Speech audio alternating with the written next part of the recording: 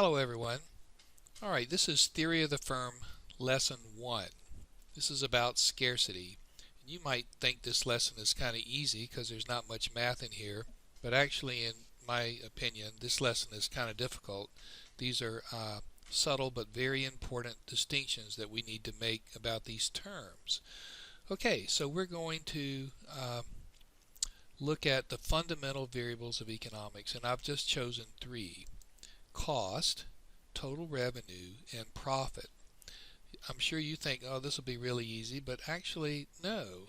Total revenue is probably the easiest of the 3 because you can think of it mathematically as P times Q, but there are subtle things in there that you need to know. The second one is cost, and it actually is complicated. You'd think it would be a child's question to ask, why do things cost? But actually it's a very important question. And then profit is the hardest one of all. Most people who aren't formally trained in economics have an incorrect view of what profit is. So I want to try to make sure to clear that up for you. Alright, so let's get started.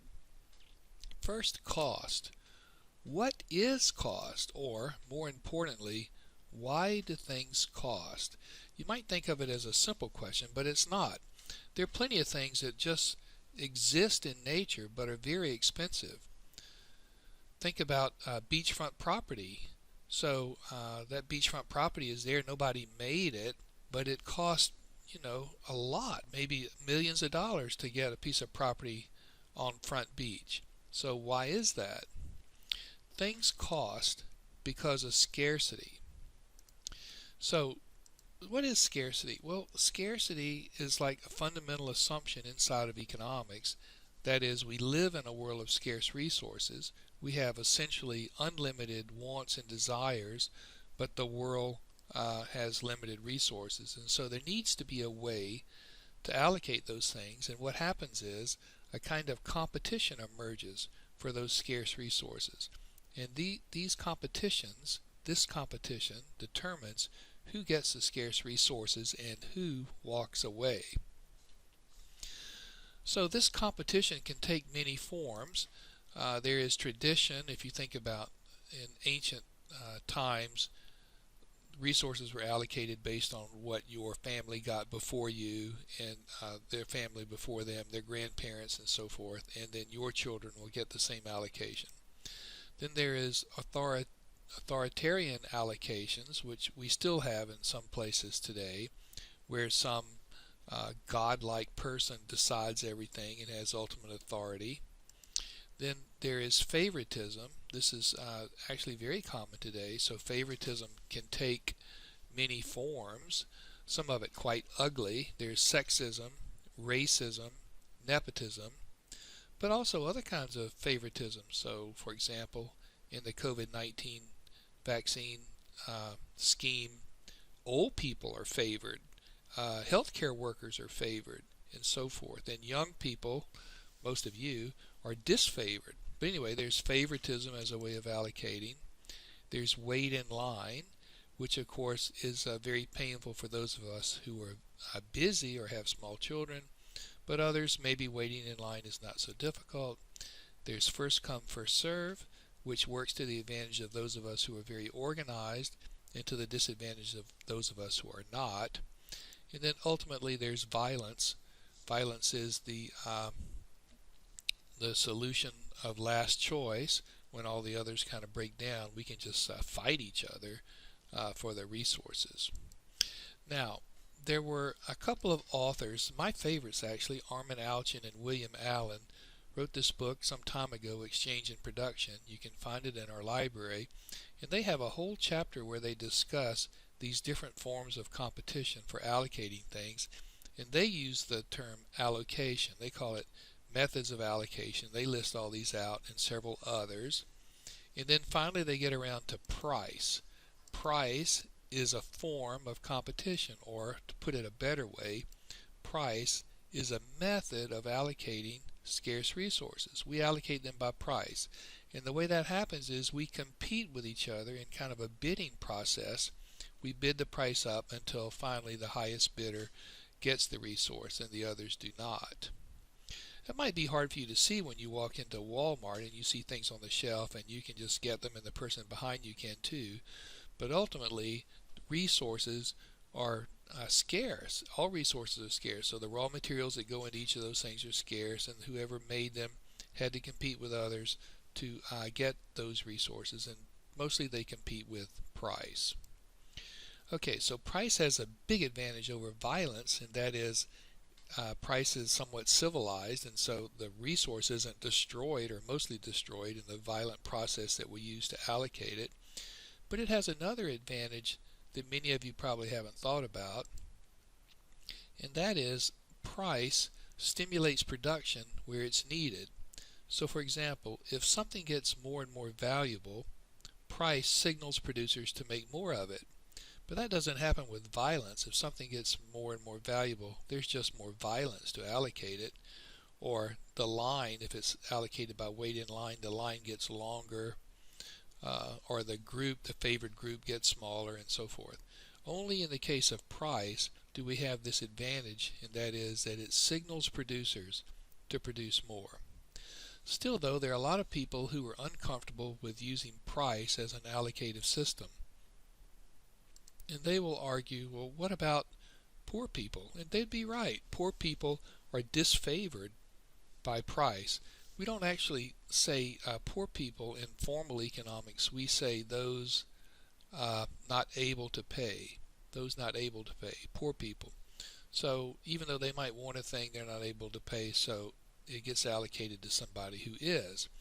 But keep in mind that price also discriminates or allocates against those that aren't willing to pay. And this is a huge group. Probably every one of you listening to this lecture could, if you wanted to, go down and get a fabulous seafood dinner tonight. Cost you maybe $30, maybe more, right? All of us could do that, but most of us choose not to because we feel that the $30 could be better spent some other way. So we're in this group here, those of us not willing to pay, and price allocates against this group.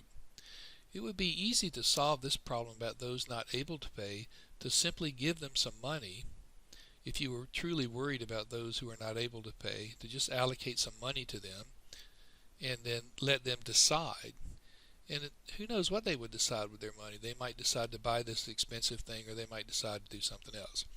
Anyway, price is the most common method that we use for allocating scarce resources. All right, so in summary, why do things cost? Things cost because they're scarce. We compete against each other for those scarce resources. We bid, actually. It's like an auction. We bid against each other, and we compete, if you want to think of it this way, in terms of prices, at least most of the time. Some things we don't allocate this way. We allocate other ways. In the bidding process, things begin to cost. Now, take out just a second and think about it, that in a world without scarcity, would there be cost? And I say no. In a world that was truly without scarcity, there would be no cost because there would be no bidding process. You could have whatever you wanted, and so could the next person. But I do recall in a Star Trek episode that I saw years ago, there was a dialogue about, hey, in the future we've solved the problem of need and people can get what they want. We don't have scarcity. It occurred to me that even in this fantastic future laid out by the visionaries in that program, that there would still be cost, because ultimately there is the opportunity cost of each person. So for example, you can't both be the captain of a starship and manage the family's vineyard, because you can't be in two places at one time. So there's always opportunity costs. No matter how fabulous the future may become, costs will certainly go down, like they have been going down, but there will always be some cost. Okay, so enough of that. Now let's move on to total revenue. Total revenue is simply price times quantity. It's just a mathematical formula, and the best way to see it is to go back to supply and demand. So here's a typical supply and demand graph. Now let's get rid of the supply curve and let's extend the demand curve to the axes. Now, what is total revenue? Total revenue is simply the selling price times how many units are sold. So total revenue is this box right here. All right, that's total revenue. But what about this box up here? Actually, this triangle up here. This thing is also important. This is called consumer surplus. Consumer surplus. So both total revenue and consumer surplus represent value in the eyes of consumers, right? Consumers value all this. Total revenue is the part of that value that the firm captures because they sell it at this price, PE, right? And they sell this many units. But the firm doesn't capture this value. This value remains with the consumer. So I'm going to spend just a little bit of time to make sure you understand this. If you took all the people on this demand curve and you lined them up from the person who would pay the most down to the person who would pay the least, right? Line them all up and think about what the situation is for each of them. So let's look at this guy up here. This guy standing near the top of the demand curve is willing to pay some price close to $50, right? But he only has to pay $20.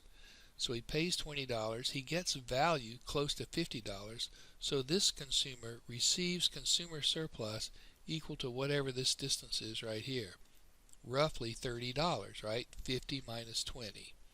He valued it close to 50, he had to pay 20, so he got $30 in surplus value. We call it consumer surplus. This guy's story is very similar. He's also willing to pay something close to $50, a little less, but he only has to pay 20, and so also for this person, and this person, and this person. In fact, for all of them, as we move down the demand curve, each of them receive some consumer surplus.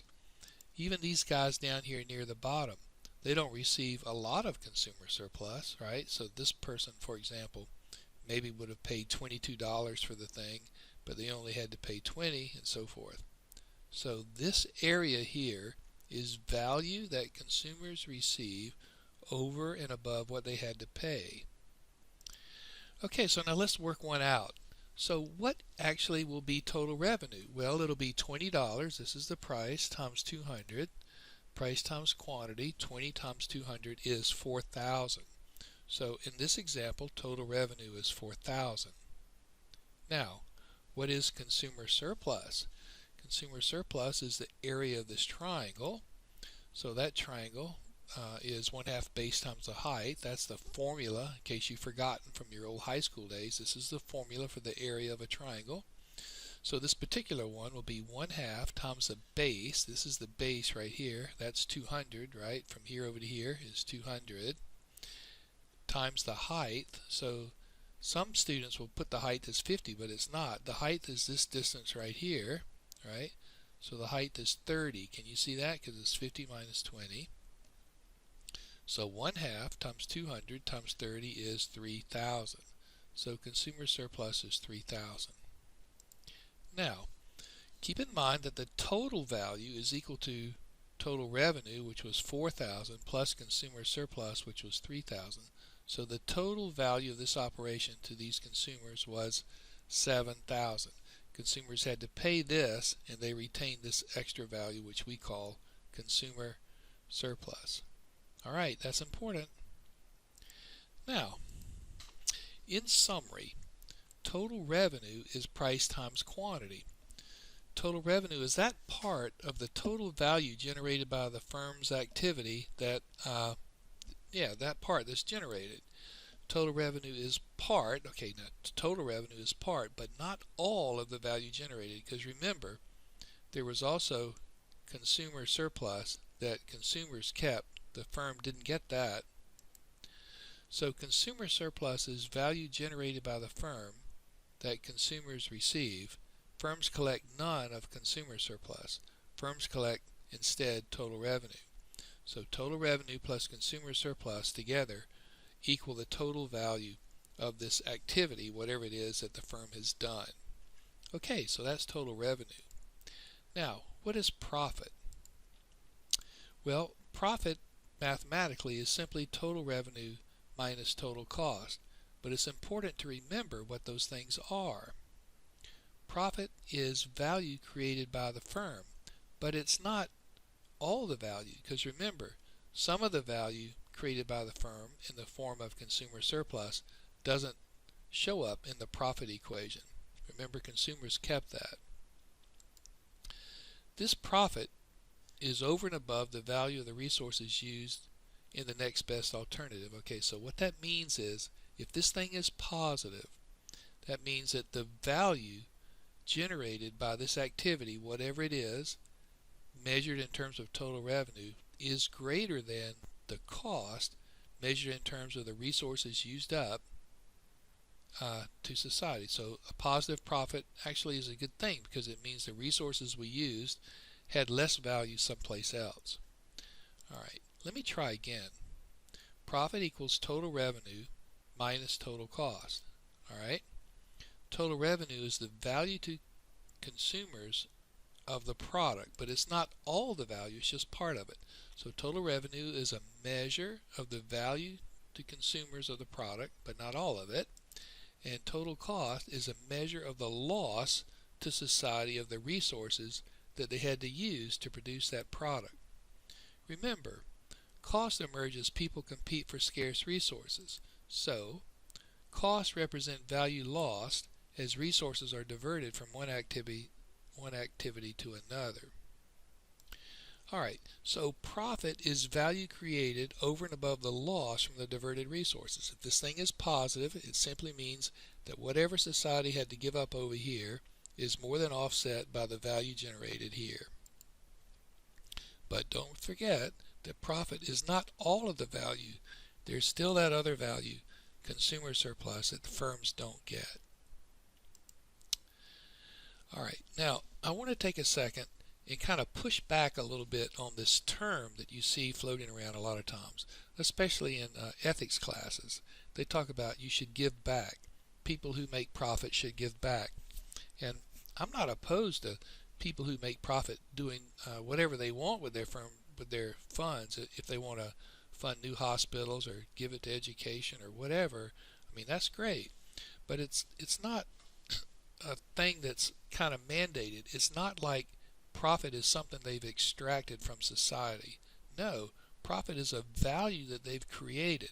They've taken some resources, maybe that had value to society of 100, and they've combined them in a new way where their value to society is something, say, 150, and so there's $50 profit. So they've created value that wasn't there before. And don't forget, the value that the firm manages to capture is only part of the total value, because there's also consumer surplus. Okay, so now let's talk about loss. Loss is kind of the opposite of profit. The form would be the same, right? Loss, or profit, is equal to total revenue minus total cost. It's just in the case of loss, the cost would be relatively big. Now keep in mind, if this number is relatively big, it means the value of those resources to society in terms of their alternative uses must be great. And over here, total revenue is relatively small. It would mean the value of this activity, whatever it is relatively small in the eyes of consumers. And so if this is true, if this is kind of a big number, this is kind of a small number, then the profits would be negative. And what it would mean is this is really bad, not just for the entrepreneur, but it's bad for society, because it means essentially that resources got poorly allocated. That resources that had a higher valued use somewhere else got diverted to this operation, whatever it was, where its value in the eyes of consumers was less. Okay, so we have talked about profit, total revenue, and cost. I've tried to make this as clear as I can. It's important for you to understand these things, even though there's not much math in this lesson. It's really important for you to have a good grasp, an intuitive grasp of what these things are. All right, hope you found that helpful. See you again later. Bye-bye.